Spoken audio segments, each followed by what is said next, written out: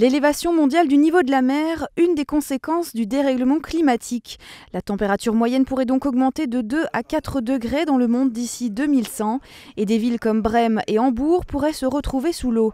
En 2016, les Global Goals, des objectifs mondiaux, ont été formulés par les Nations Unies. Dans le cadre de la 3e édition de la Journée mondiale des Global Goals, environ 200 élèves de Karlsruhe débattent sur des défis mondiaux auxquels ils seront confrontés au cours des prochaines décennies. Et des exemples, il y en a plein. Nous aidons financièrement un garçon au Rwanda, son nom est Jadon, pour qu'il puisse aller à l'école et étudier et pour qu'il puisse se nourrir et s'acheter des uniformes scolaires. Plutôt que d'acheter des vêtements très bon marché, chez Primark par exemple, il est peut-être préférable d'acheter quelque chose d'une qualité supérieure. Je ne suis pas fan des bateaux de croisière, donc comme on parlait de préserver l'eau, j'essaye aussi de rouler le plus possible en train. Personnellement, j'essaye de prendre la voiture le moins possible et d'acheter des produits sans plastique. Les Global Goals, ce sont au total 17 objectifs mondiaux que les Nations Unies se sont fixés en 2016. Des objectifs qui devraient être atteints d'ici 2030 par les 193 pays membres. Ce sont les objectifs mondiaux de durabilité. Et tout a commencé lorsque nos élèves ont réalisé un projet de classe autour du chocolat. Ils ont alors remarqué que le chocolat était très souvent récolté par des enfants et ça les a beaucoup choqués. Ils ont donc voulu en parler autour d'eux et donc nous avons décidé ensemble de créer une rencontre autour des Global Goals.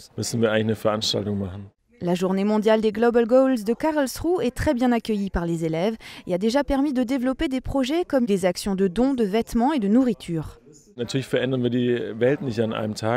Bien entendu, on ne va pas changer le monde en une journée. Demain, il y aura encore des enfants vivant dans la pauvreté. On dit souvent que les enfants devraient pouvoir prendre plus de décisions dans leur école. Eh bien ici, c'est le cas. Il reste à voir comment les grandes puissances mondiales s'attaqueront aux défis majeurs du changement climatique. Pour Clemens Wegmann, il est certain que chacun peut intégrer les 17 objectifs mondiaux des Nations Unies dans sa vie quotidienne, à l'image de ses 200 élèves de Karlsruhe. Les salles de sport à Karlsruhe, trop peu d'espace intérieur pour un trop grand nombre d'athlètes. Un sujet qui, selon le maire de la ville, Martin Lenz, pose problème depuis des décennies. Karlsruhe développe donc un plan sportif pour y remédier, mais il faudra attendre quelques années avant sa mise en œuvre. Les joueurs du club de volleyball PSK de Weierfeld-Dammerstock, au sud de Karlsruhe, souffrent actuellement de cette situation. Nous obtenons toujours de nouvelles salles à louer, mais pas dans la zone où notre club est situé, c'est-à-dire au sud de Karlsruhe. Je pourrais avoir des salles qui seraient parfaites pour notre sport, surtout pour les jeunes, mais pas dans nos créneaux horaires. Tout est complet pour les prochaines années.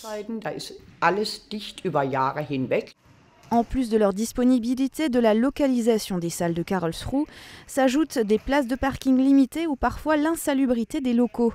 Consciente des difficultés que rencontrent les clubs sportifs, la ville prend le problème à bras-le-corps.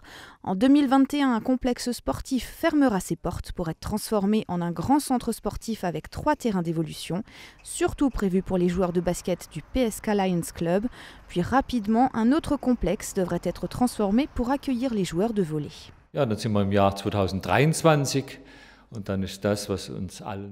arriverons donc en 2023. Ça ne me convient pas du tout que les salles ferment autant de temps, surtout l'Europa Hall. Elles devraient rouvrir en 2023.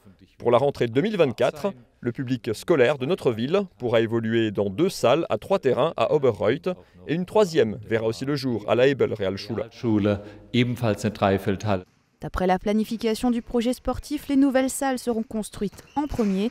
Les clubs devront être encore patients jusqu'en 2024.